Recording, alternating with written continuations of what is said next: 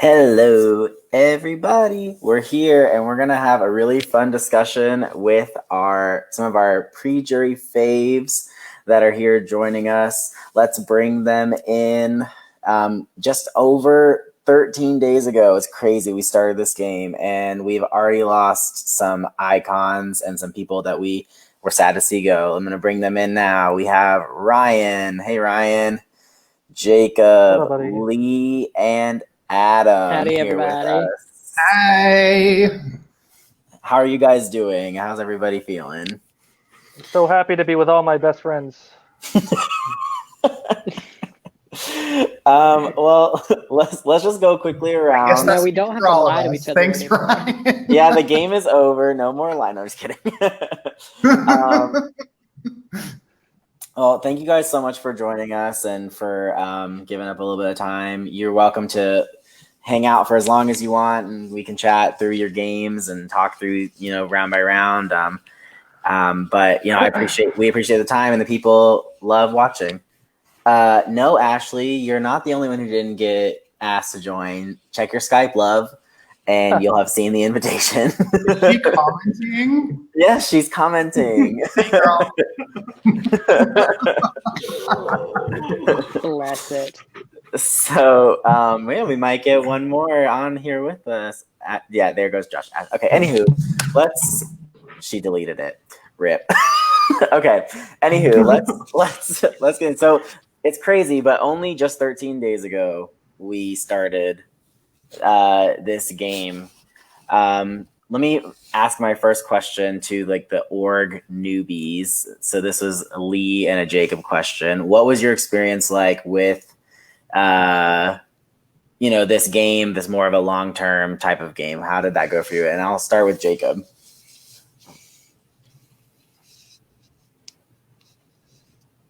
I don't know what I was doing.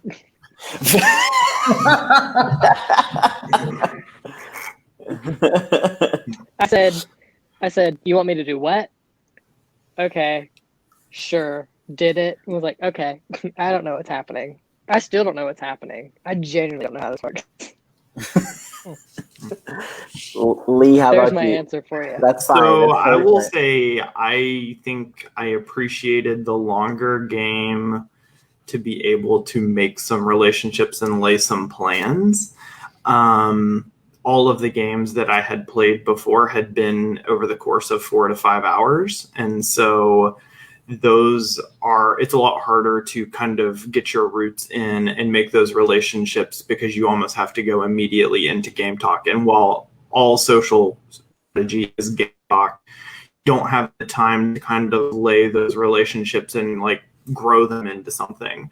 I will say, though, I think it was also just as painful in some ways because there were many people who I knew who they were coming into this game ahead of time and from some of those shorter term games. And you are so cognizant and overly aware of those relationships in the game. And I just wish I didn't know anyone. I wish I was oblivious to those things. So that and a complete newbie to playing any of these games because I was overthinking everything a mile a minute. Gotcha. So Ryan, Adam, you guys have been in the org world. What was your experience like? And this is a faster paced game than some others. What were some of your takeaways? Ryan, you can start. Oh, I think I took the game way too slow than really feel like I should have. I only think I talked strategy with 2 or 3 people, and as soon as I didn't even realize who everyone's busts were. I didn't get into that. I wanted to say hi to everyone before getting into it, and then I got screwed when someone I didn't even speak to had won the freaking HOH. I'm like, oh damn! Now I have to be that guy. A certain someone, not pointing fingers, one HOH. I'm like, oh, I knew this was gonna happen. It was gonna be someone I hadn't spoken to, and then it was just bomb blew up. Yeah. I think that maybe having maybe having like just a full day that we could get to know one another without having to play the game, I think would have been probably more beneficial for you, Ryan. But it just, you couldn't. And at the point, so the problem was that HOH competition, at least from my experience, was as I played it off like, oh, I'm just being the last person picked. Like, no one likes me. No one wants to save me. But I had a couple of people working with me that we were directing it up and down the, to the safety and the non-safety. And we knew exactly where it was going each time. And so by that time it got to me, like Adam and I had made promises to each other. I hadn't really talked to Jacob yet, but I had made promises to everyone. And Ryan was like one of the only people I hadn't made a promise to for that round. So I was like, well, here we go. And as soon as I remember, as soon as I got the power and I was like, okay, it's got to be Ryan because I haven't made a promise. Ashley's like, you have to keep Ryan safe. You have to keep Ryan safe. And I was like, why? He's the one person I haven't said anything to. I wouldn't have minded if I could interject. I wouldn't have minded if you had put me up. I wanted to like generally have a conversation working with you afterwards to at least not be the person getting evicted. I think the problem with me is I tend to overpromise things when I have conversations. So I was really trying to like hold back because I was playing a really sick game, in my opinion. And anytime I talked to people, I was trying, like, I didn't really want to talk to people too much unless I was planning to make a deal. And so I would always make like a short-term deal or a longer-term deal. So like Adam and I made a very short-term deal to each other. And while I didn't have the opportunity to save him, I made sure I wasn't going to nominate him because I wanted to make sure it's like the debt was owed and the debt was paid. And so that way I could then say like anything future in the game, we didn't make a deal to cover that. Because I also didn't want to break deals. Like I didn't want to make deals I couldn't uphold, but I also didn't want to break them. And I think that I was just too afraid to get into something where if I got into something with you and I had no intention in keeping you, that if I was telling you things and you had nothing to lose by throwing me under the bus, if I gave you nothing, you could tell people nothing. The thing is, I was after you had put me up and said what you said, the pitch I was trying to make with you, if you had gotten me on that call, I was to be like, Lee, multiple people have messaged me saying you came across way too aggressive. And I'm like, if anybody ever comes for you in the game, they're going to talk to me. And I could help you out in that regard if you would just... Yeah, and I certainly appreciate that approach for sure. I think that I was just a little narrow-sighted in the beginning because I think people also were just telling me what I wanted to hear in the very beginning. But I kind of had to just go with where my gut was in the moment and say, I have definitely crossed you. I've crossed Ashley somewhat. I've crossed, who else I've put up next to you and Anthony. But on the flip side of that, there are 14 people who I have kept word. And so I was kind of going on the lines of, I've shown some loyalty to those people. And so I may have crossed you, but I haven't crossed them. And so I didn't want to rock the boat too much at that point, especially, I kept saying, and Blake and I kept having this saying in the first couple of rounds of the game, it's like, this is not the time to make a big move. Like, you do not want to make a big move as the first move and the only move that has been seen in the game. And so for me, it was unfortunate, I think, the circumstance, and I regret not having more conversation with you? Sure. I just don't know that it would. I think it would have helped your game. I don't know that it would have helped mine. I wasn't asking to take it off the block. I was trying to see if you could sway your bus to like not evict me, if that makes sense. Yeah. So I think that they would have done what I would have preferred. Like, I think Ashley definitely was down to save you there. But I think in that moment, I had been so clear about you being my target that if I had changed, I guess that makes sense. That I wasn't that I was being wishy-washy. To answer your question, yeah, let's swing back and let Adam answer, and then we'll get Ashley in here as well. Thank you. Yeah. What did I think well, I'm not that experienced. I've only played 2 games, just to be fair. But my impressions first were how fast the game moved, because my last org lasted 2.5 months. And I made it to the end. So I was part of that entire game. So being in the game that's 3 weeks and was going that quickly, I loved it, but it was definitely a big adjustment. The second thing is, so for people who don't know, I am a huge Sequester super fan, that I would never miss a Sequester game. Yeah. I recognize people. They saw my diary room entries. I recognize all these bitches who were then lying to me and being like, oh, I've never played anything. Well, maybe like an original game, but nothing like this. They didn't say the person Sequester, and I'm like, I see you. I know exactly what you're doing. And I'm going to keep this information to myself. So that was very interesting because I was like, wow, like all these people are probably going to work for each other. I'm going to be on the outside. Like, how do I get in and break through what are probably pre-existing relationships? So that was interesting. Well, if I may, so Blake and I linked up very quickly in the game because we have a mutual friend outside of the game, but we had never met before. But we knew that we were on the bottom of relationships. Like when you look, I mean, if you're going to bring up Sequester, I hadn't played with most of these people. I just knew who they were. Like we had interacted, but like they didn't have any reason to be good to me. And so Blake and I were very quick to say, like, we don't necessarily want to go down that route, even though that looks like the obvious one.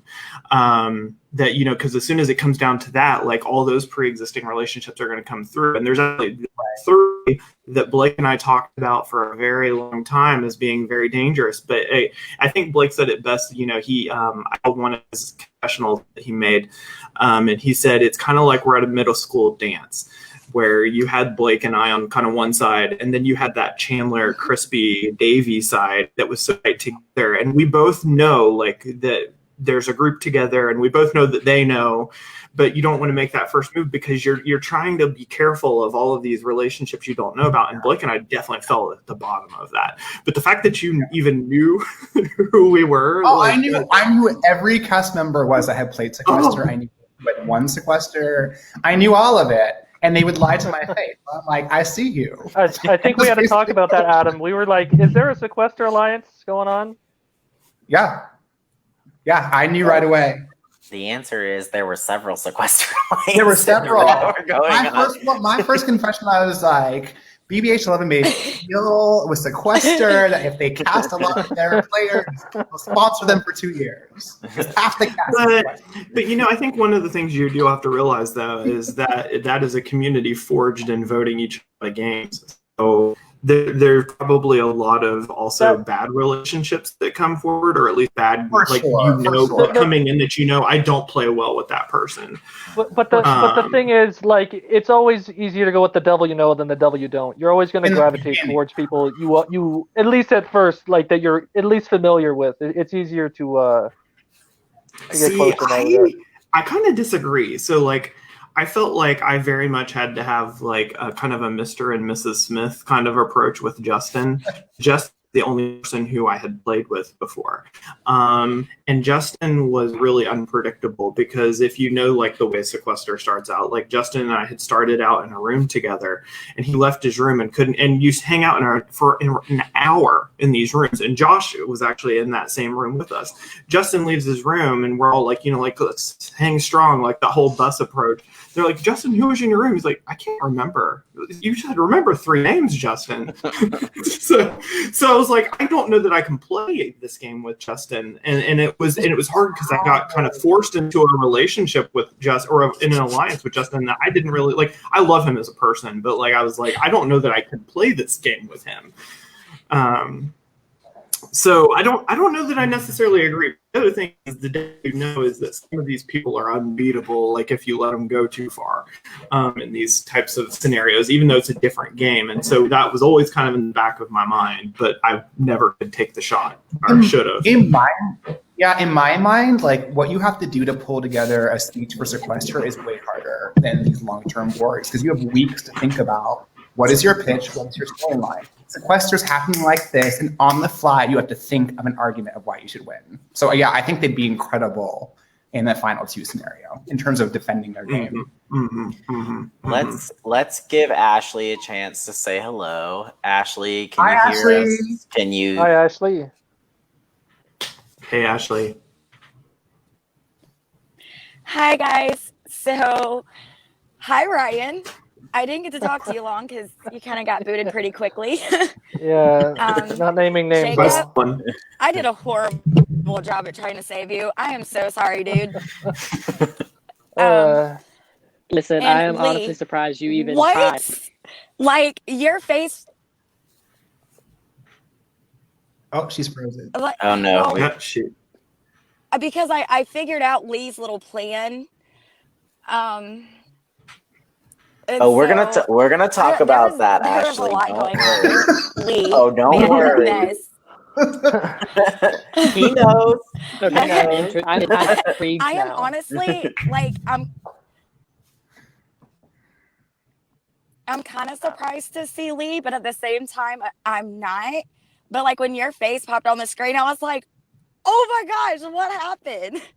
Yeah, we'll get to it. We'll get to all of Lee's. We'll get to what happened. I feel like Lee. So if you're not caught up on the episodes, I know that the current episodes that are out is up to Adam's boot. So Lee's boot is not out yet. So this is a slight spoiler, but I know that last night, Lee, we spent a good chunk of the evening going over all of your lies in the pre-jury chat. So we'll get to those later. But I want to go back a little bit. I want to start back at day 0, something that we can all kind of discuss. What was y'all's opinion on the bus twist and the loss of power, the gain of power, and how that kind of ultimately, like, what was your thought about how to play that or how to approach that?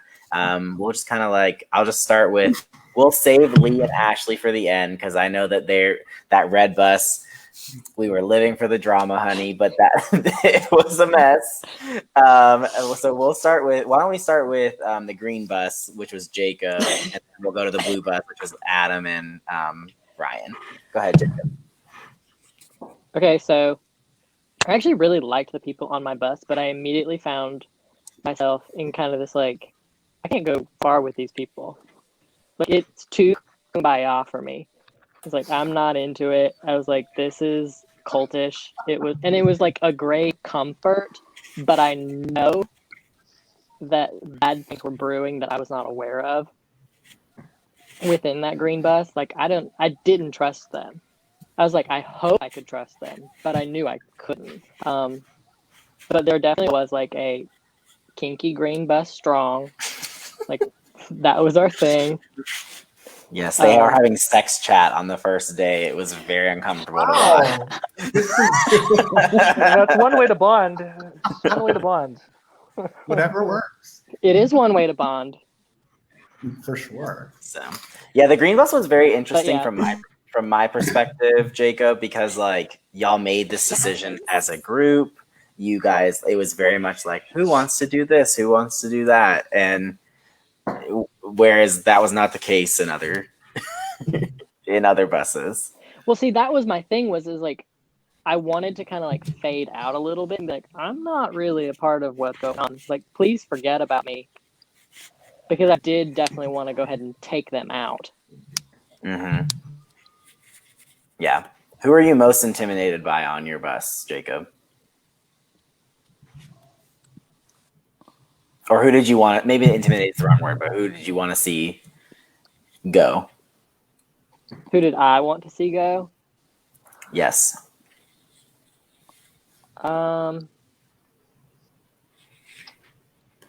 Honestly, I had a bad feeling about Crystal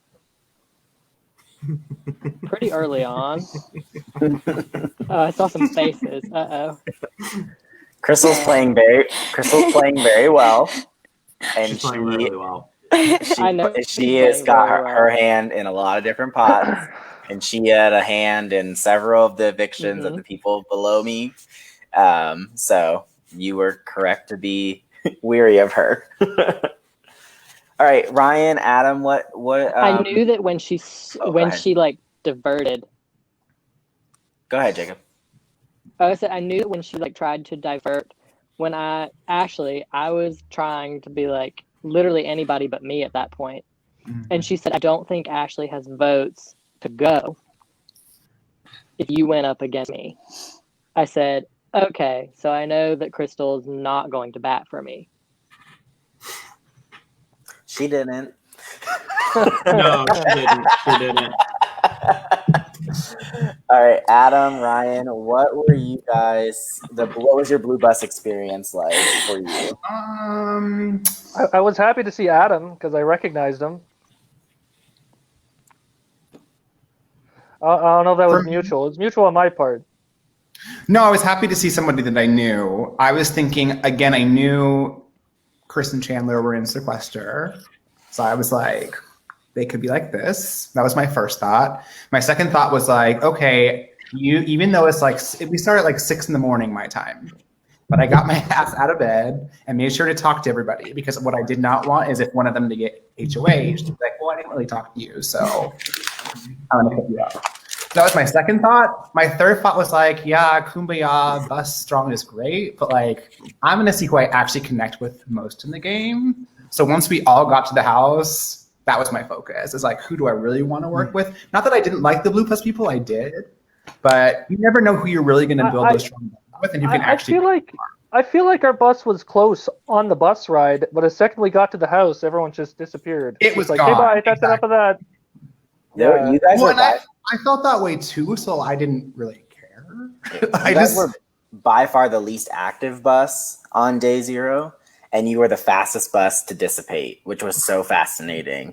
Like, there was just something about the dynamic there. But I think a lot of strong bonds came out of that. Like, I mean, Ryan and Adam, you guys were going to try to work together if Ryan didn't get put up that first week. Like, Crispy and Chandler are close. Coming out of that bus, so there were some good bonds formed from it, but yeah, and Chandler and I were working close at the end too. Yeah, I think everyone was working close with Chandler at the end. Well, yeah, that's another one. Chandler would just pop on the bus, say, "Okay, guys, we got to stay tight," and then he wouldn't say anything after that. He was, but no. So I've watched all the episodes, and Chandler really was. I don't think he necessarily broke his word to anyone. I just think he's playing a stellar under the radar game. Stellar social game. We'll see how that goes for him after tonight. Oh no. Yeah, I think Chandler's gonna get evicted tonight. So, and we can talk about that later if you guys want. Later I definitely want to see on that for sure. Because I think okay, cool. Yeah, Ryan, do you have anything to add about the Blue Bus stuff? I didn't mind the Blue Bus at first. Like, I thought we were all bonding. I thought I was getting along with everyone because everyone like there was talking about wrestling with me and stuff like that. So I'm like, okay, we can bond over that. It wasn't until they voted me to get power. I'm like, that's not what I wanted, man. I didn't want that at all. Because that's almost like a double-edged sword when they vote you to get power. I don't know how that went about, but and the whole time for voting to get power and the entering of the house. Unfortunately, I got busy when we entered the house, so I couldn't message people all right away. I had to wait till the next day, and then I got sick and I couldn't focus on any conversations. Yeah. You're feeling better, yes? Oh, I'm feeling a lot better. Good. I definitely they were pushing it on me. Andrew actually said, "I voted for you. Aren't you so happy?" No, I'm not happy. And Chandler wanted to vote for me too. I was like, please don't. I just had to be straight up. The Blue Bus was interesting too. It ended up as a 3-2-1 vote for power. Yeah, which was sorry, really Ryan. I voted for you. I didn't want the power. I didn't want the power. I think Chandler voted me too because he told me. I don't know who else did. Chandler did because I told him, do not vote for me. Straight up.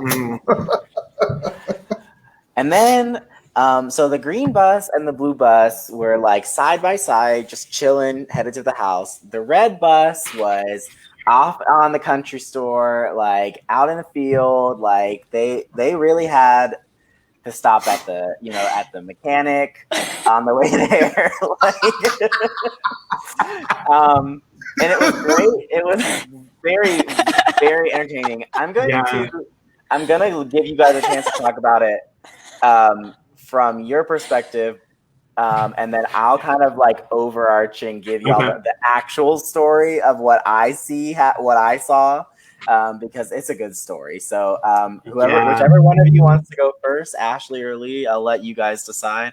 But we got to get into this a little bit. So. Yeah, so I'll just say that one of the things that kind of came out of the bus. So actually, and I think even though this happened, I think that we probably had the strongest bus bond the first few rounds of the game. Like we still got past this, and Ashley had safety, so we were still kind of sticking together. But we were trying to figure out what to happen. And I remember Blake said, like, well, does anyone want to volunteer to lose the power? And in my immediate opinion on this was, it's like, this could be a nomination or something like that. And if we let a guy go up, I think that there's definitely a female minority. So letting a female go up as a nomination is the safest approach. And so that was kind of where my head was at, is like, if Ashley goes up, like, she's probably not going to leave. And it actually wasn't because I wanted her to leave or anything like that. I just truly thought, like, if a woman goes up, and Ashley was very active, Macy wasn't. So, like, I thought that, like, Ashley would have a better chance of saving herself in that moment. And I remember Ashley said, like, we could use a randomizer to decide, or like we could randomly decide. I was like, no, you should never let anything be decided randomly. And so we kind of had a little tiff in there about, my approach to this versus Ashley's approach to this. And then all of that happened. And so Ashley gets the no vote. And so then I try to play a very passive, like, I don't really want the power, but everyone's like nominating me. It's like, if you really think that's best for your game, like, you do by all means. But we knew that Ashley didn't have or had the no power, but we decided very quickly, like, I knew I had the power. I knew I had Macy. I don't know what was the vote 5-1 on that for the power? Do you know? Yeah, it was 5-1. So when I got the power, we quickly said, like, no matter what happens, we're going to tell everyone. Dan, Blake, and Will and I said, we're going to tell everyone that Macy got the power, because we don't want anyone to be targeted for that reason, which is really funny, because that was exactly the reason why I put, one of the reasons why I put Ryan up, because he quickly disclosed he had the power. And I was like, well, put his 2 votes on the block where he can't use them. That's fantastic. But that could have been your 2 votes. That's what I was pitching to you. Well, and that was kind of, I think from my perspective, is I felt like I just didn't know it. I didn't have enough of a conversation with you to know that I could trust that. And I felt like our bus really tried to play up the strategy of who actually had the power or had the power versus the no power, and how we could influence those things or not. But Ashley, I want you to be able to say kind of what your opinion was on how the bus event went, because it was the only people really active in the chat at that time were me and you, and everyone else was just kind of on the sidelines. All right, Miss Ashley, give us your take here. That is true. That's all you got to say? That is true. Ooh, it was definitely a bumpy ride. It was a bumpy ride. I mean, I kind of felt like I felt attacked, obviously, right off gate, because Lee's like, hey, guys, good idea. Let's put Ashley up. And I'm like, what? Like, I immediately did a video about that. And I was like, does he think I'm a threat? Like, what's the problem? Like, what did I do to him? And then I actually was hardcore working for Lee to gain the power. I don't know why. That was probably not smart, but the funny thing is that Ashley kept thinking that I was campaigning for this because I wanted her to be the threat, and I thought she wasn't a threat, and that's why I wanted her to get the power or the no power.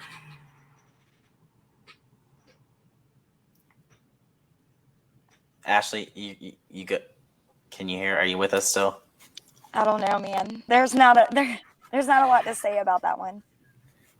So let me give my take as the person watching everything happen. It very much does align with Lee, what you said. From your perspective as a person who's played games, like typically they're not going to vote a woman off first if that is the first thing, just because there's typically not. Ashley, who's only watched Big Brother and Survivor, is looking at that and saying, like, look at every season of Survivor, look at every season of Big Brother. They always vote the women off first. Like, I don't want to be this pawn for you. And that was where the miscommunication happened. I don't understand I think Ashley then intended to try and make you the target by getting you the power, and she tried to do it in the same way that you did it, which was like by openly campaigning in the way. And then, but what was interesting for me, and y'all can we can talk about this. Y'all had such an interesting relationship throughout the rest of the remainder of the game. I could never tell if you guys wanted to genuinely work together or if you guys were just plotting each other's demise. So let me throw Ashley first off. Would you have worked with Lee long term in the game had things gone differently?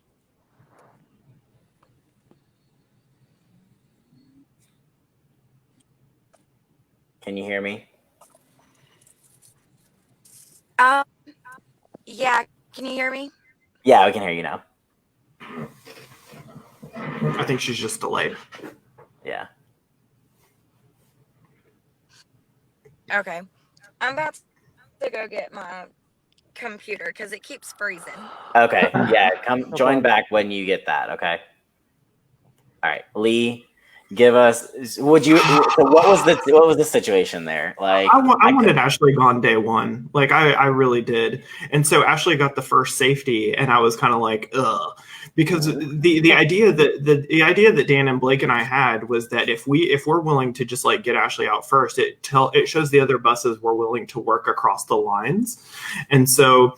And it really was kind of a no love lost. And we thought that Ashley kind of was, for lack of a better phrase, the dirty laundry of the bus. Like we felt like there was a 5-person unity and then there was Ashley, and Ashley was kind of the wild card. But I had these little side sessions with Ashley where I called them like strategy lessons. Like I was trying to coach her on different things. And some of it was very genuine, like saying you need to try and play it this way. Like if you're going to try and get this to happen, you have to do it this way. But a lot of it was because I wanted to make Ashley, one of the things that I have done anytime I've played certain games like this is I like to find someone that I can kind of make, for lack of a better phrase, my attack dog. Someone that I can kind of have on the side that will do some of the nasty drama for me without me having to be directly involved. And she was able to shake up the game quite a bit because of it. So like when she was campaigning for Ryan, like I was never really on board with that. But when she was campaigning for Jacob, it's exactly what I wanted her to do. We just couldn't flip it enough. And so like I had a couple of people on standby, but the thing I didn't want to have happen was have people who I was working with vote in the minority and be targeted for it. So when we didn't have the votes, I told like Macy and Will to go ahead and evict Jacob. I didn't want them to get the blowback, but then I still voted to save him because I was like, we can blame the vote somewhere else if it's just like one random vote. And so that was kind of our thinking there. But I think, Ashley and I think it would have been strategically good and to keep us in the game together, because I think you knew very clearly where our targets were. And I even told her, I coached her on that when she was on the block against Will when she left. Yeah. I think. I said, use that as your strategy. Will doesn't seem that passionate about being here. And I felt like if Will stayed, it was good for me. But I also thought if Ashley stayed, like her best strategy at that point is to say, keep us as two people that are very obviously targeting each other, because that's a way to actually play the game pretty successfully, because those people are going to leave you two alone in those cases. Mm-hmm. But the problem is I think that there were a lot of people that were letting Ashley's presence in the game grate on their nerves enough that they just couldn't take it either, or they just didn't know where she stood in the game. And so they were so afraid that if she did get into some sort of power, that they would be targeted because of it. So I don't know how long-term I would have worked with her after those couple of rounds where we definitely tiffed, but I don't think it was necessarily bad for my game for her to stay. It's interestingly because you had your little strategy coaching sessions and you wanted your pit bull, but the problem became that your pit bull attacked you instead of attacking other people. And she was coming for you basically from the moment that you set her off. Ryan, you had a really interesting relationship with Ashley while you were in the game. What was your take on the whole, because I know she spilled a lot of the Red Bus stuff to you. What was your take on everything. If you remember? She was the only one outside the bus that I was really, even inside the bus, the only person I really spoke strategy was Adam. Until I had vague strategy when I was on the block. But then I'm like, you know what? He said what he said. If I don't win veto, I'm out. I don't think that's getting flipped around, unless I can somehow fucking get to Lee. Ashley, she was giving me a lot of the scoop of what was happening. I thought Ashley and Lee were close because she had mentioned like she had an alliance with it was you, Chandler, and Gwen or something. Yeah, we did, but it was very loose. Like, it was one of those things that Chandler said. He was like, we should definitely have this like alliance with Gwen and Ashley. And I was like, yeah, sure, entertain it. Like, but that added up to me because Ashley has an alliance with everything. yeah. She did. Yeah, and when someone asks you to be in an alliance, you don't say no. You know, you're like, okay, yeah, but yeah, put me in. Exactly. Yeah. So she was giving me a lot of the scoop, and like it added up to me because Gwen is the one that gave you the HOH, right? So that's how that added up. I'm like, okay, that makes sense why she would give it to Lee. Well, so she was giving me the scoop. Actually, so I don't think Gwen gave me the HOH for that reason. So we had made a relationship kind of just right before that. But I don't think Gwen had necessarily this dying preference to give me the HOH. So when the point that chain got handed off to Dan had coached Mark to give it to Gwen. And at that point, you know, because I had said the whole way through the game, I kept telling people, I don't want HOH. I don't want HOH. I don't want to win this. And then I get to the point where it's basically Gwen, Davey, and I. And Davey says to me very bluntly, he's like, I don't have time to be HOH. I don't want to be HOH this week. And I was like, well, if you insist, like, I'll do it. And so really that's where it came up is he just told Gwen, he said, please don't give it to me. I don't want to have to do it. Okay. No, that's fair enough. But I'm just saying that's how it added up to me that alliance probably had some weight to it. And then she was giving me the scoop. I'm like, even if I go home, I can't throw her under the bus. She's literally only one outside the bus that's talked any strategy with me. It might be my fault because I couldn't focus on a lot of the conversations, especially on the first day. And the second day, I think I got to most people way too late. And it wasn't until like way too late I realized that at least 4 of the people I hadn't spoken to were all fucking the bus you were on, Lee. So I was like, yeah. Well, and you leaving was not for Ashley's lack of trying. She certainly tried. She tried to save Ryan and she tried to save Jacob. Mm-hmm. And, you know, actually, Ashley had some great reads over the course of the season. Like, she had Lee's game pegged pretty accurately. But she just couldn't get people to go with her against him. It also didn't help that It also didn't help that Lee won power 2 of the first 4 HOHs, but you know, she really did have the correct reads. Ashley, are you with us now?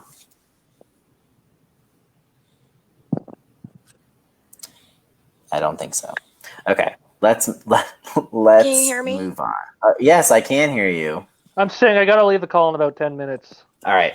Well, we leave whenever you need to. Ryan, thanks so much for joining us and giving your opinions and takes here.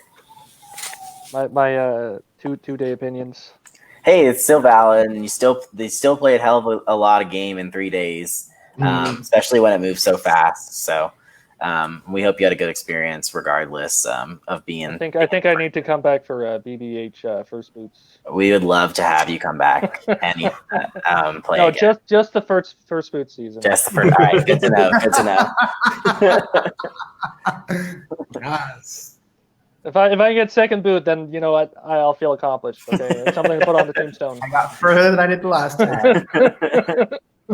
You guys didn't have any faith in me, and I proved you all wrong. No. I did twice as well as I did last time.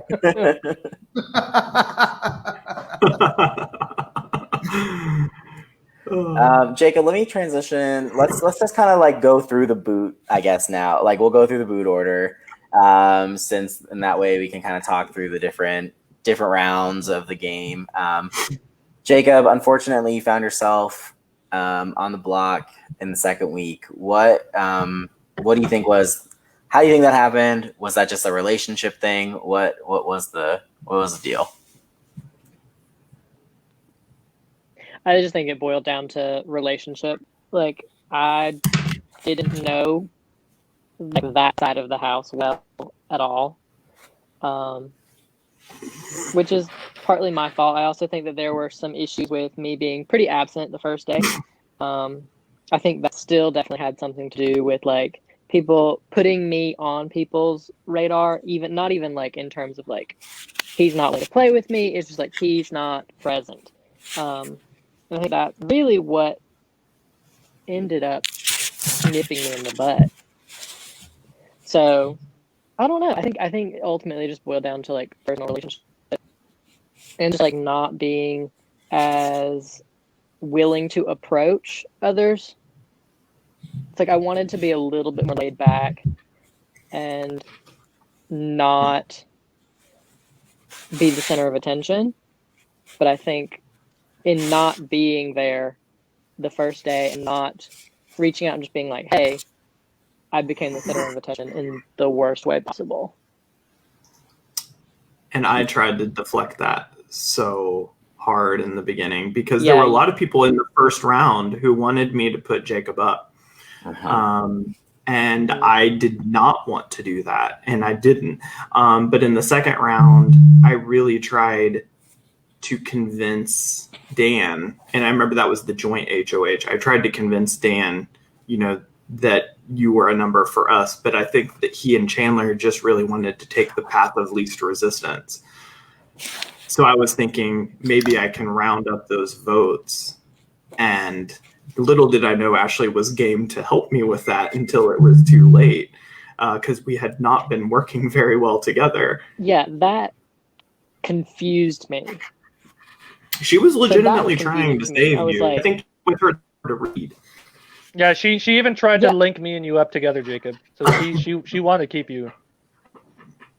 So I think frustrating because like being stuck in between Lee and Ashley, like terrified me. Like let's go ahead and just put that out there. I was like, what did I just get into? I just stepped on ant hill and there are ants everywhere. But I mean that's gonna who's the third who were the three people that voted to keep me? It was me. I think it Ashley? was Macy Ashley and it was and it was Macy. Yeah. Macy, I don't Lee, and I don't Ashley. think Macy got note from me to say like we don't have the votes, like because she had been kind of inactive until the vote. Okay. So she had committed to saving you, and so had Will. Okay, But go ahead. so you got to Will and you told Will no. Yeah.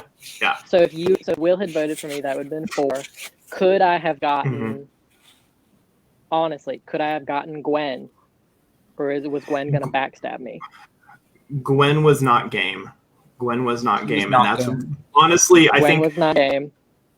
Anthony Anthony No. was not game. I think That's unfortunately, very Jacob, I think unfortunately what happened is that the first half of this game was the first like 4 or 5 rounds have been dominated by sequester people. And it was really about which sequester person was going to be willing to take a shot first at another sequester person. And even though who was it? Dan ended up nominating Chris in that round against you, Jacob. Mark. Oh, and then Mark went up as the Mark went renom. up as the renom. There was never any like serious traction behind them because they were just kind of like, we're not actually willing to take a shot at a sequester person, but we're going to use it and like hide behind this guy. And so I feel like no matter what, there were so many relationships that Mark ultimately ended up having because of sequester that helped keep him. And I don't really feel like you ever really had a ton of traction. I think Gwen probably was your best bet, but I don't think Gwen realizes the sequester lines that run deep in the game. She kind of does, but not. It was too late, I think. Because I told her. Yeah, and See, the this should have problem been the was- alliance to split up the sequester alliance, okay? We She could was the one have person- done damage, kids. When She Mark was the got only put up person as that the gave way renom, revealed that too. yeah, So when Mark got put up as the renom, Dan had to have like a very long talk with him because Mark, when he plays games, he gets hella paranoid and then he just like unravels. And Blake and I were talking about this and we're like, we kind of hope Mark does unravel because that will put a bigger target on him if he does. Because even if you assure him, like leading to the eviction, he said, "Are you keeping me?" I said, "Yes." He asked me 10 times, "Are you sure?" Like, "Are you sure? Are you sure?" I was like, "Yes, I voted to evict him." But we really tried to flip it there. But it was just a matter of if you can't hit that threshold, you don't want to stick out. I still didn't mind throwing the vote that way. But I think had it been still Crispy on the block with you, I might have had better odds at getting that done. But once it was Mark there, because Mark and Gwen did have a pretty good relationship, I think you were toast. Mhm. Yeah, I agree with that. I think I would have been more willing to vote Crispy. Yeah, I think most people and would have. I think that would have been good for your game, Adam, to ultimately get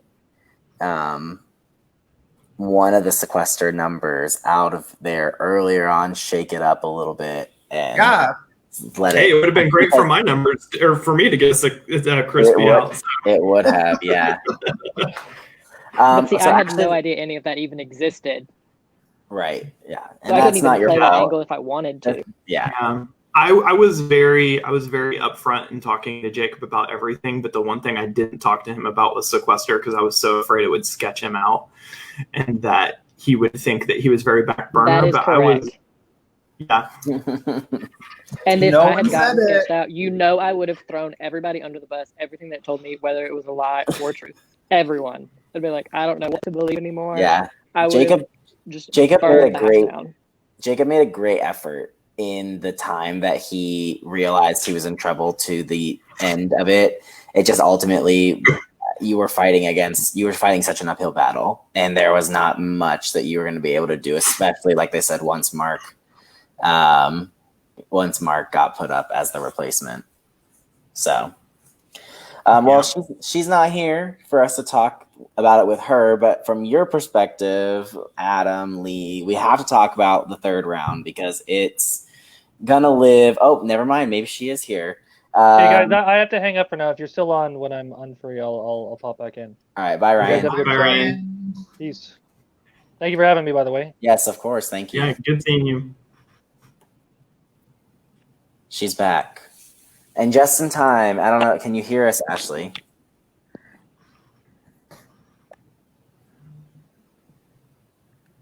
Yes. Okay, good. We're here. We're at round 3. We're here. We're talking about your boot episode. So if I can remember correctly, that was who was HOH? I don't even remember. It's been Blake. Blake. That was Blake's HOH. Ashley, were you surprised that Blake ultimately put you up on the block?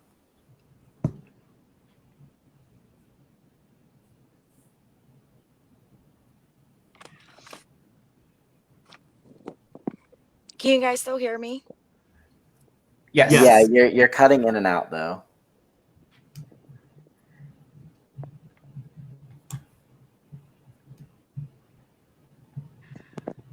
Yeah. I don't know why.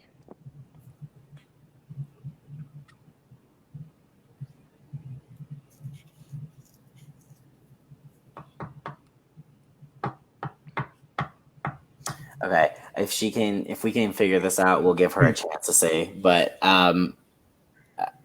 Ashley, after kind of causing some waves throughout the first 2 rounds, found herself on the block. I don't think Lee, Adam, I don't feel like that was surprising to you guys. Any thoughts on? I feel like that was the easy move for It wasn't Blake to make. It wasn't surprising. I will say, going back to Lee's point about like leaving them both in the game, I actually said that in my diary room that like I would not mind having you both in the game because you're targeting each other. So that I honestly didn't was mind it either. yeah, that was honestly my plan. But then like, first of all, I wanted to the root of who spread this lie that I said I was going after the entire red bus. I don't know if that was Ashley who made that up. I heard it was Jacob. Jacob said he didn't do it. That was Lee. You said you did it. You said that you didn't. Well, so originally it came to me from I think it was maybe was it Ashley that said like I think Adam is targeting the red bus, and so I ran with it. Got it. So you didn't technically start it. No, but then the next round, once Andrew was gone, I told you that Andrew was the one that started it.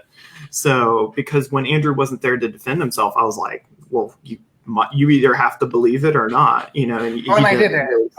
Yeah, no, but it was all I had. It was all I had. But no, I had originally I thought it was Ashley that said it, but I couldn't remember, and so I just ran with it and spread it around. Yeah, so that was happening. I heard about her spreading it, so then I was like, do I really want to keep her? And then after the PSA, like people were done, especially after it took a while to get it.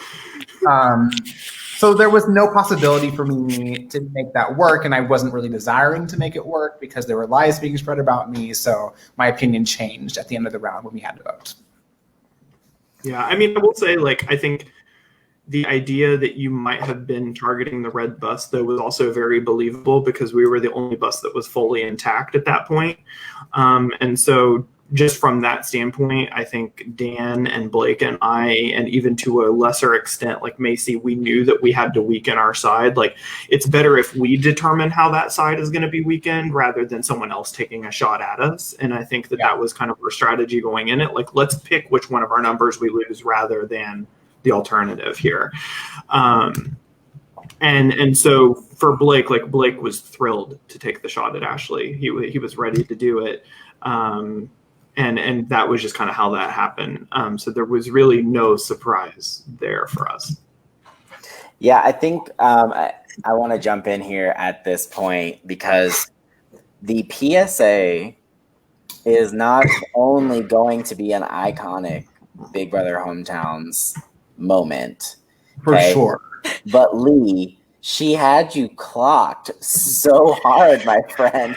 Literally, I don't know if you actually ended up watching it or not, but if you were watching it, you had to have been sweating because she literally laid it out. So I did eventually watch it, but I also knew that at that point, I think Ashley had lost so much of her credibility with other people that almost the fact that she was saying it made me feel better because people were less likely to believe it from her. And then if it came up later, like, well, we shouldn't believe that because it was Ashley that said it, you know? So I actually, she was very right. She clocked me, but I think that we had done such a good job at completely killing her credibility in the game that it wasn't something that hurt me that much at all. Like, I wasn't that worried about it. And so I was having everyone else kind of relate to me, like the too long didn't read version of what she said.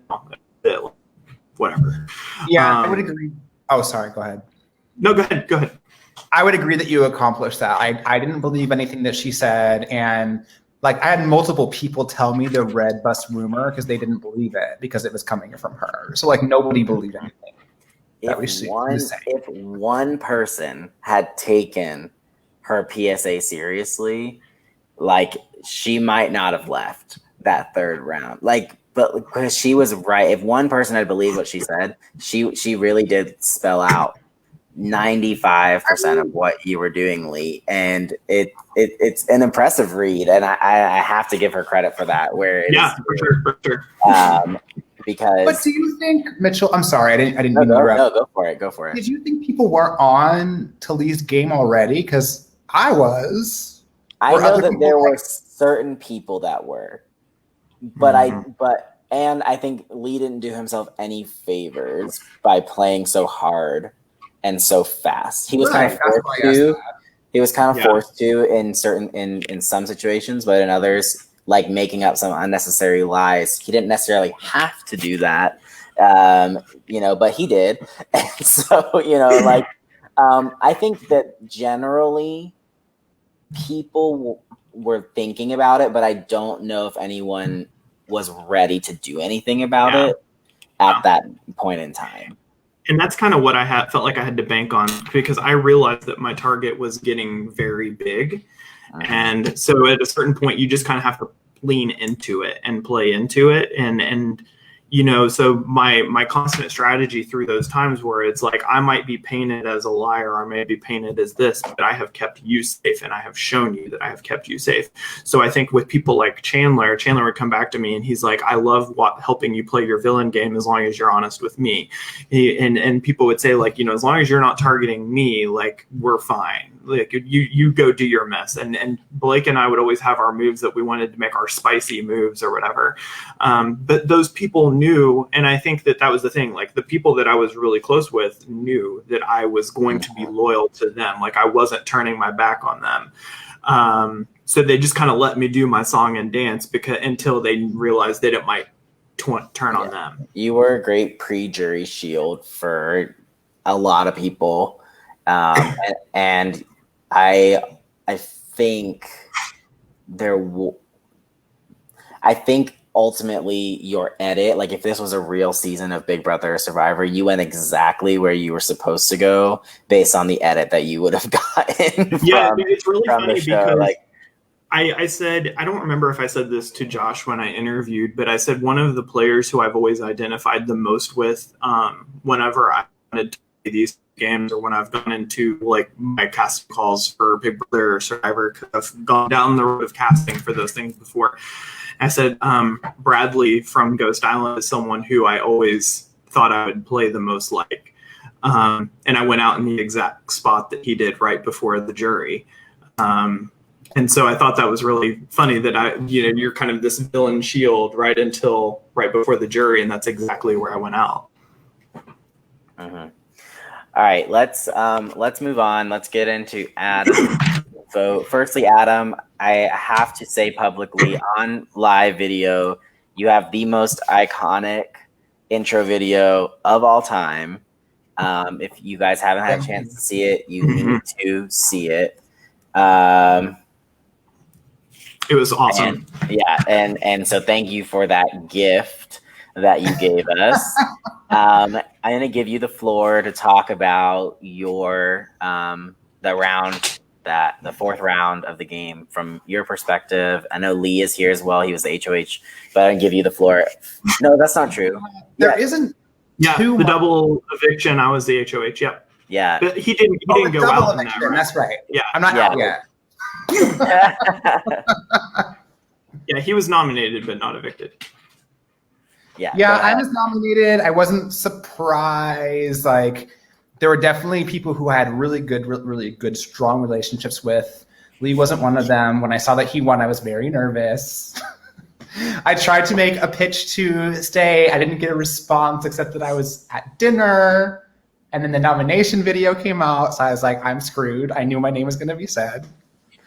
And then Lee's video at the end was like, I want to see what you do when your back's against the wall. So I was like, I take that as a challenge. And when I saw that minute to win it, yank me challenge, I stayed up till 1 a.m. Like, that's honestly what I focused on. I didn't focus on like talking to people or like setting things up. I was like, I have to win this veto. I know I'm the target. Do everything you can to win it. And I stayed up until 1 a.m. practicing that veto. And I got the next day and practiced. Your time was what on that? 1 minute and 3 seconds. And mine was 16 minutes. So it was. So what I had done, I didn't go until I had practiced and I could do it perfectly 3 times in a row the first time. And that's when I went. And I got it the second time. I messed up the first one. But I was like, I have to win this or I'm gone. So that was really my thought process leading up to when I got myself safety. Yeah. Yeah, I mean, I respected the veto win and the save. It put me in the worst position possible. I wanted to say something in like the veto decision, but I was like, that's not classy, so I won't. Yeah. Lee, give us your opinion from that round for you. So I talked to Adam a little bit about this, and I mentioned this with Ryan, but I think Adam was one of the few people I really didn't have a deal with. And so for me, like, game talk at that point with Adam seemed like I was going to be putting my hand in way too many pots. Like, I already had him in too many pots, but I was like, just put him up. Like, if he saves himself, good on him. I told Gwen that she was going to be the pawn, but I actually did not intend for Gwen to be the pawn. We intended for Will to be the pawn. And so if the three of you were on the block together, the intent was to save Will and to send you and Gwen both out the door. But you saved yourself. And I wanted to put Anthony up That doesn't because I surprise felt me. like, the thing that I will say is that I wanted to put Anthony up because he was the only other person that I had nominated. And I was saying, and they were like, well, you saved him. I was like, I didn't really save him. He was the pawn. You all saved him. He's never going to forget that I nominated him. Like, I wanted to put Anthony up. But I think Dan and Blake were pressuring me so hard to put up Andrew, who I did not want to put up, who I actually had a really good one-on-one relationship with. But I knew that if I pushed back on it too much, that they would get sketched out by it. So I eventually said, let's talk about this as a group. If Andrew won, if all of the pitches are for Andrew, I'll give you Andrew. There was almost a move to put Davey up in your place. Very close to doing it. But what I was afraid of, and I think what Dan and Blake were ultimately agreeing with and being afraid of, we wanted to take the shot at that three of Davey, Chris, and Chandler. But we knew, Dave might be the person that stays on that vote. So then we have three people who are coming after us. But no matter what, if Davey goes, we at least have his two friends coming after us. Mm-hmm. And so it just didn't seem like the right time to do it. So Andrew seemed like the least offensive move. I still thought Anthony was the least offensive move. But I felt like as the HOH, my back was against the wall having to do that because I did not feel, and I was really struggling with what decision to do there. Oh, we're going to pause here because I have something to say to you about this. Okay. This was the comp that Lee, Anthony, and Macy all nailed 10 minutes right on the dot. All nailed 3 minutes and 22 seconds right on the dot. It's absolutely crazy. We put them in a call. We give them the opportunity to chat. Lee goes, "Hey, everybody, I heard about that. let's keep everybody safe. If no matter what happens, whoever wins, we'll keep everybody safe. Cool beans."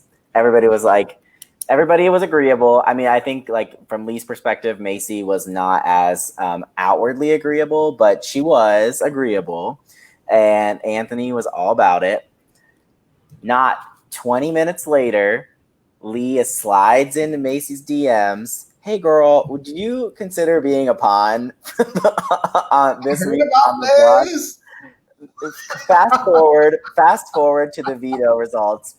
If Gwen comes down on the block, I'm putting up Macy. If Adam comes down, I'm putting up Anthony. Like, I was so furious watching you play that round, Lee, because I was just like, he is going, like, I live for the villainy, and I already told you that. It was a bad move. But I was like, what the heck is he doing? He's giving everybody all the ammunition to just continue to target him and say he's not loyal and say that he's got, you know what I mean? Like, he's going to cut anyone that he can. Like, I was like, this is the worst possible move that he could make to put up one of these people. So ultimately, when you did put up Andrew, like, I was thankful for you from a game perspective. I was devastated to lose Andrew, but I really liked Andrew. That was a really tough decision. I loved Andrew. That was really hard. Yeah, but I was thankful for you that from a game perspective, you didn't break your word, and because I felt like that was going to set you up potentially to actually get in somewhere.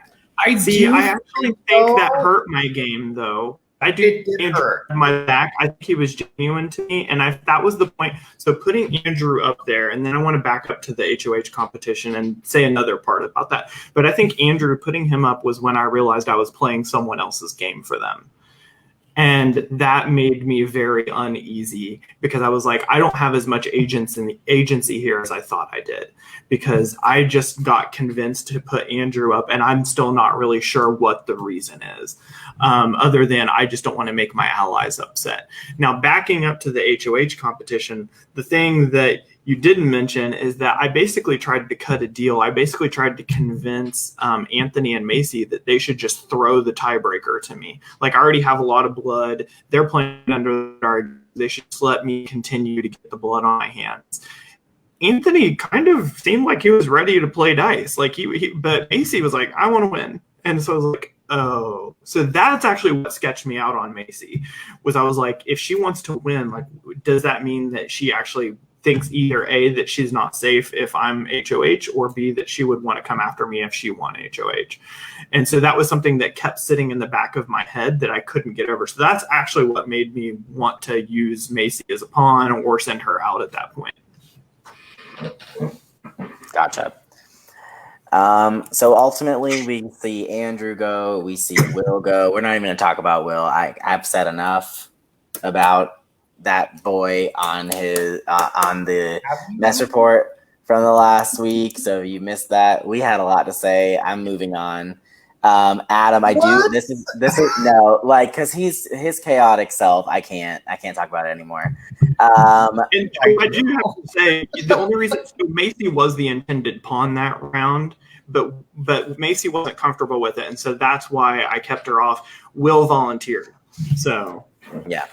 And that's part of the problem, and that's what we dragged him for last week when he said, "Yeah, sure, put me up on the blog. It's fine. Like, I'm a whatever." Okay, anywho, we're moving on. Yeah. You can catch my rant on the. No, at least I can understand where you're coming from now. I never would have done that though. No, otherwise. you wouldn't have. He literally said, "Lee, it's okay. You can put me on the please. Actually, I would prefer that you put me on the blog." So, anywho. This is actually what I forgot about. I honestly forgot about the double like 10 minutes ago. But Adam, I want to give you the opportunity. Lower than I actually did. I'm sorry. I That's do want to fine. give you the opportunity to talk about your boot. You went out on a Davey HOH, and so like if whatever from your perspective, whatever you want to say, the floor is yours. There's not a lot to say, because I will say, like, not many people talked to me that round, which made it very clear what was happening. I definitely tried to talk Davey out of it. He said he was hesitant to put me up. I know what hesitant means. Nice word crafting, though. So I knew that I was going up. And so again, I was like, okay, I have to focus on winning this veto, because I know Lee will move mountains to get me out of this game if I am up on the block. That was my thought. I got second to Lee, of course. Second place to you in the veto. Lost it.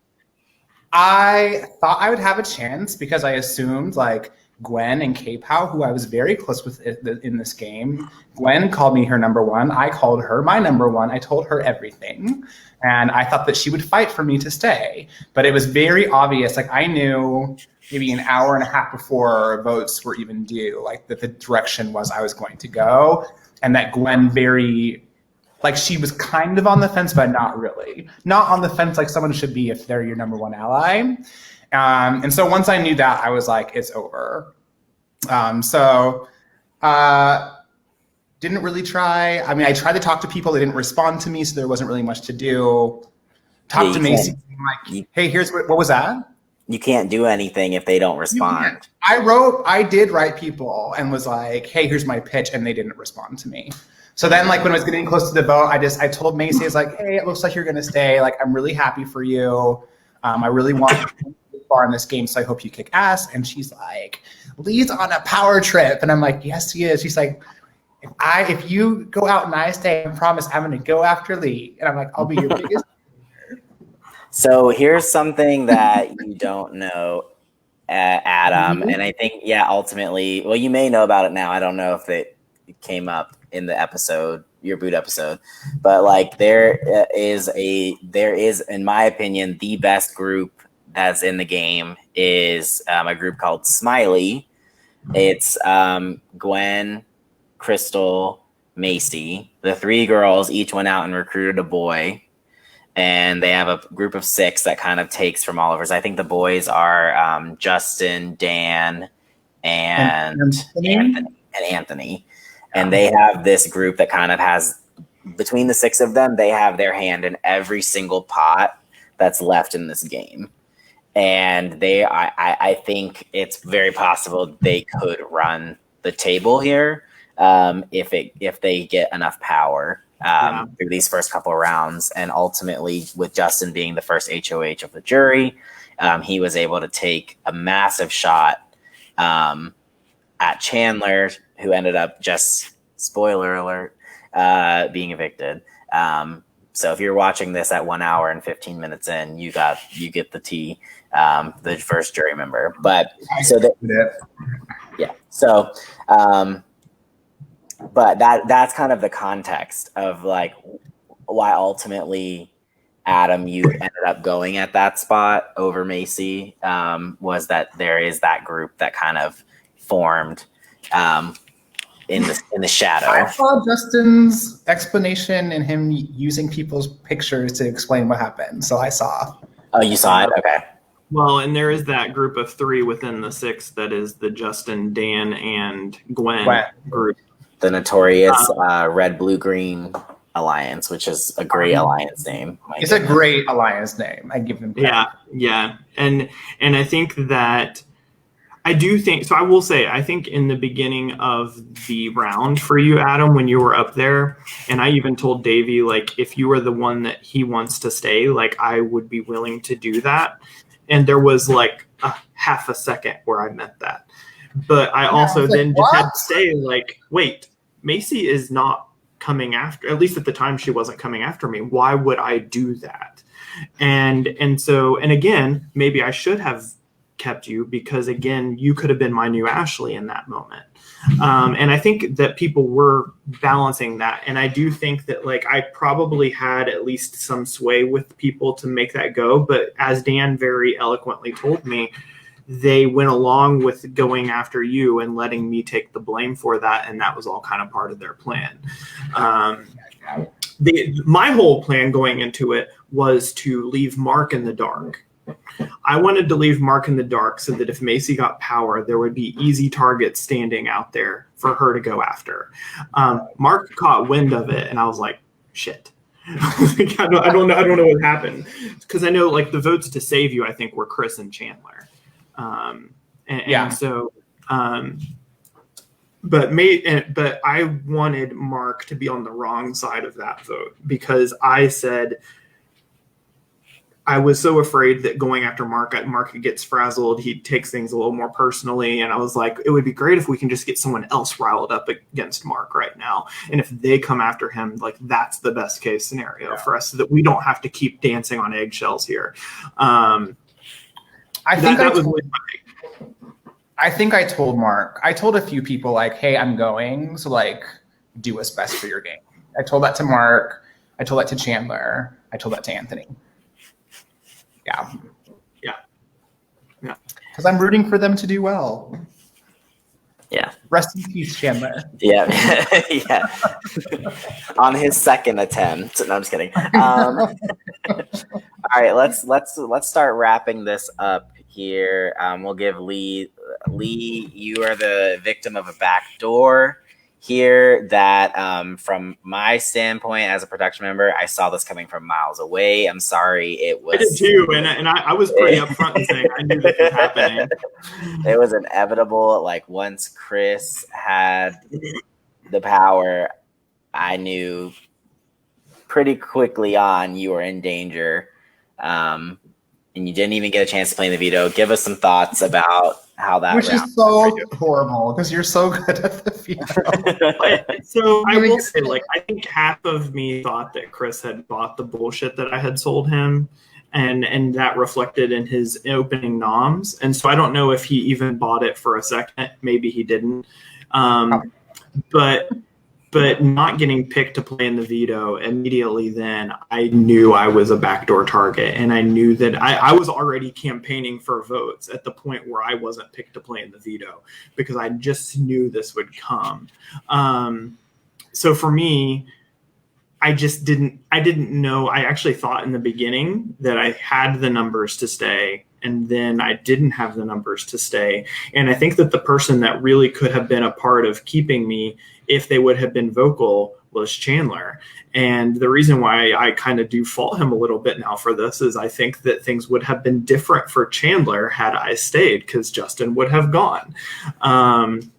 Yeah, but the very direct correlation of what the change that would have been, because Justin wouldn't have even been eligible for HOH. And I was never going after Chandler. Blake and Dan were very sketched out by Chandler, but I knew that like until Chandler was kind of backed into that corner, like I knew Chandler and I could work together. Like he trusted me, and I don't know that I 100% trusted him, but I knew that we could work together. And I think that just having that functional relationship was good. But he wasn't going to go against, his friends, and he didn't want to be on the minority of the vote. And I even tried to sell him if you just vote to keep me, I will help you throw the blame on someone else as the hinky vote or something like that. I just couldn't rally the votes to save myself there. And it was becoming evident to me the veto, because I don't think that K-Pow was ever in danger of being evicted if she stayed on the block against Justin. I actually disagree with you. From my perspective, I think Justin put in a ton of work. And I think Justin would have stayed. I think Crystal would have been evicted. Interesting. Yeah. Well, at the point where I knew where Gwen used the veto, I knew that Gwen was probably not cool with me staying. And the disappointing thing for me, honestly, was the Anthony thing, because, they're in the double, no matter what happened. And I even told Anthony this, I was very clear in saying, no matter what words are said or no matter what, plan make, actions speak a lot more loudly. And I had been playing at the front of the game and saying, my nominations speak, my actions in the game speak, and you didn't go up. That was what I was trying to pitch, is like a lot of these people that are giving you all of these things, they haven't had the opportunity to just show you anything through action, other than they saved you week one with their vote.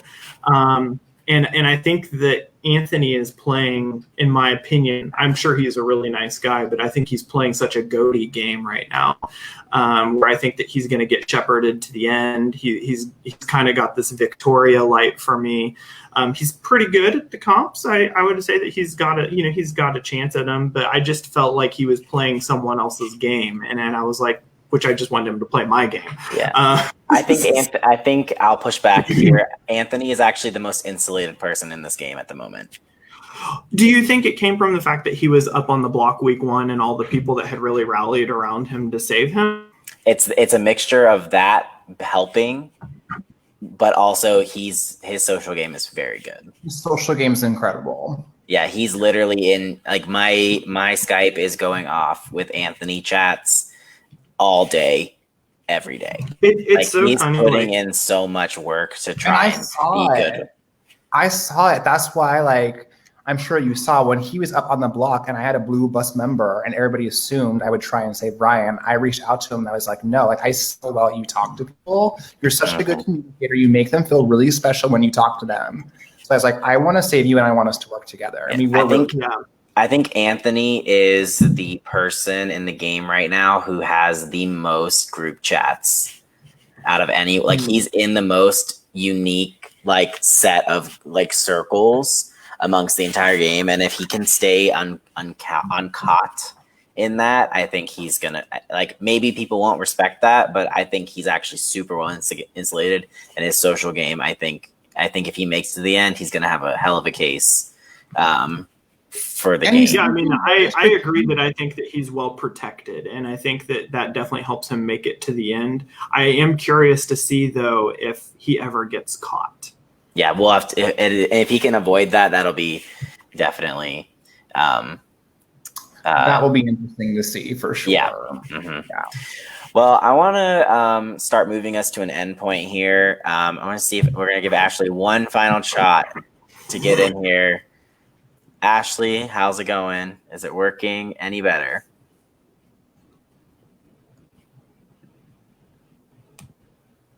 You're muted. Hold on.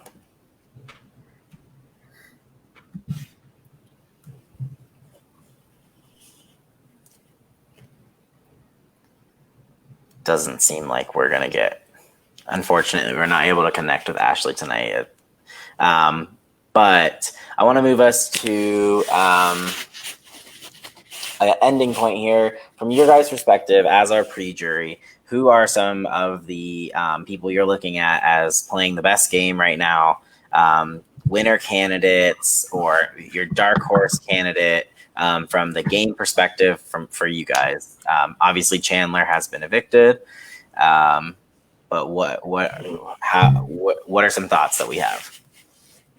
I mean, you already articulated it. I am Team Anthony all the way. We were working very closely together, and I do see all the points that you made. I think he's playing an incredible social game. I think he has an ability to connect with people that is so innate and natural and makes people think he's like their number one. I feel like a lot of people probably feel that way about him. Mm-hmm. But I also think he's very strategic, because we would have pretty long calls, and he would tell me about conversations he'd have where he was flat out lying, but the person had no idea, because he's so convincing and so good socially. So I think a lot of other people in the game are going to be targeting each other, and as long, to Lee's point, as he doesn't get caught lying and basically playing with everybody, I think he could sneak his way to the end, and I think he'd have a very compelling reason to win, which he could articulate incredibly well because he's so well spoken. He's thrown almost every challenge in the game because he hasn't felt the need to win. The only one he tried to win was the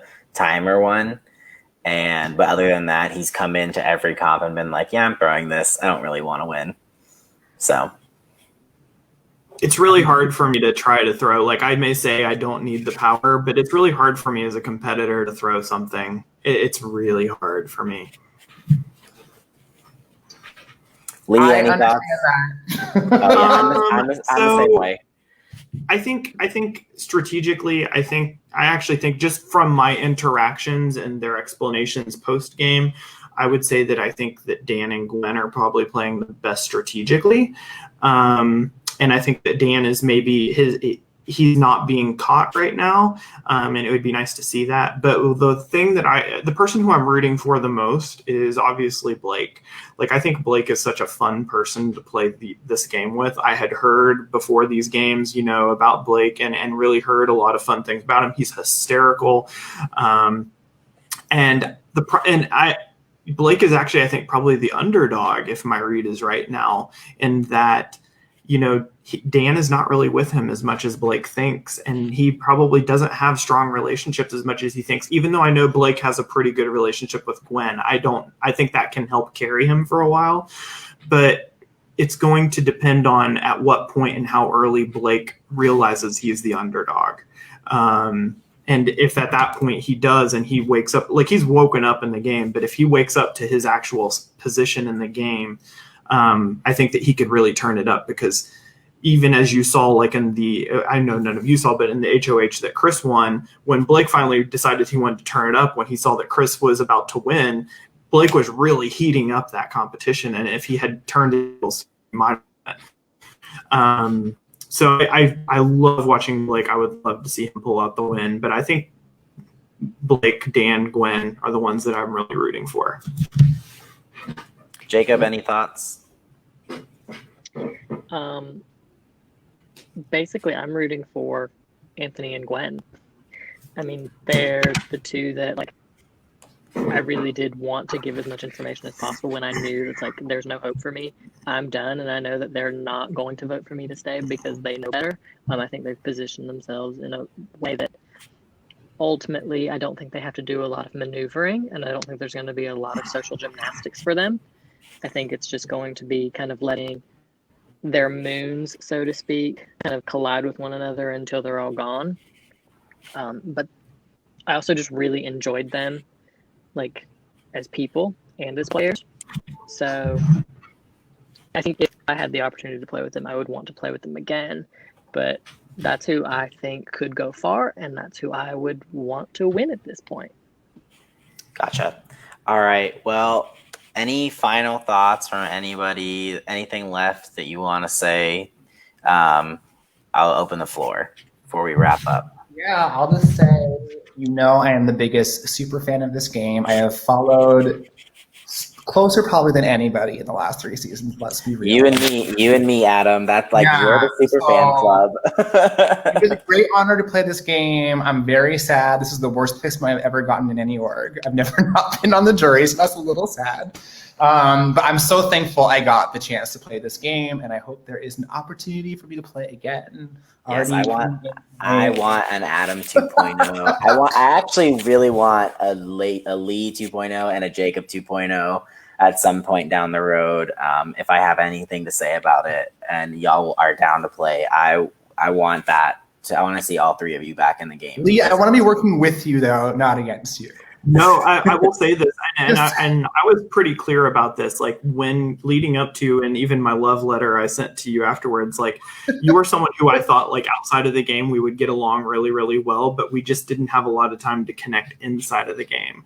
And I had invested, so the people that I didn't already have like some sort of a relationship or know who they were, like I invested a lot of time in Jacob, and I was trying to like make that relationship work and then just couldn't save him. And so at that point, like I think you and I were both in this kind of standoff that if we approached each other, Adam, it was just going to seem like it would be because we were afraid that we were right, exactly. Right, and I don't think necessarily it'd be fake, but like I don't know how much we could have really given each other in that moment.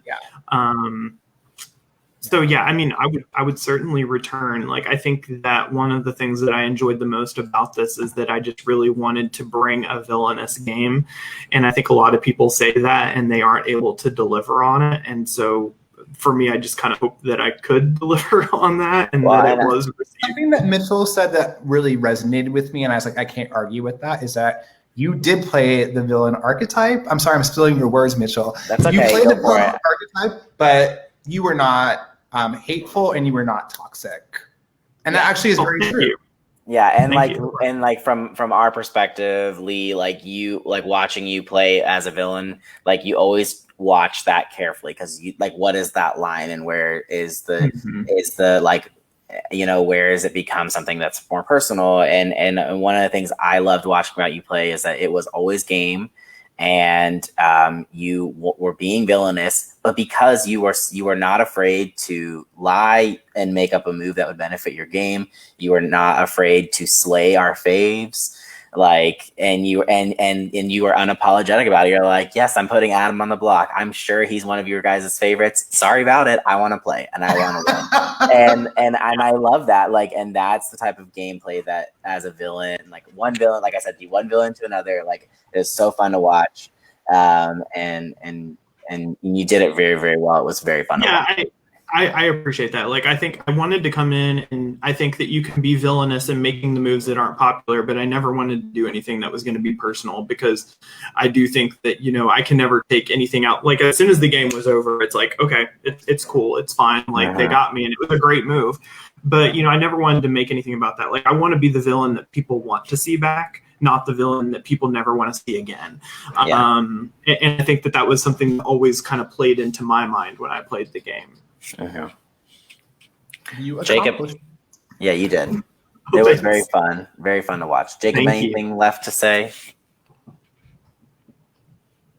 I mean, I enjoyed my short stint. It was fun. It was a nice little break. I learned a lot. I don't know. My favorite part was just getting to know people that I'm never going to meet or like never going to really interact with otherwise. So much appreciated for the opportunity. Sorry I couldn't deliver, but I did what I could. It's okay. You'll come back later, Jacob, as somebody who, which I'm not saying you played a bad game, but my first game I played horribly. And I learned so many things that I was able to take to my next game, and then I made it all the way to the end. So just think of it as lesson learned, and that you're going to crush it next time. And I know that you will.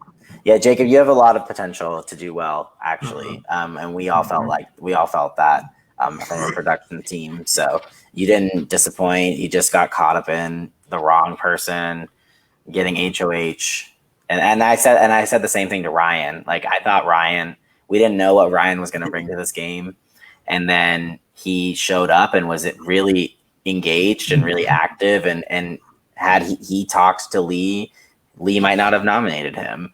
Or had somebody else who like wasn't Lee won that HOH, Ryan could still be in the game right now. Or have just been in the same bus, like Yeah. I think that there's so many things where luck played into that. And in my 2 nominations, I remember that very first time it was Ryan had never talked to me, and Anthony, it was because I think it was like he was going to be at like football practice, so we didn't even have time to strategize, so I couldn't make deals with him. Yeah. And so I was like, well, how do I work with that? That was the one moment I wanted to jump through. That was the second moment I wanted to jump through my screen and hurt Lee. Was he got on a call with someone and he goes, well, the only person who won't be able to campaign to save himself is Anthony. And I was like screaming at my phone. I was like, how dare you?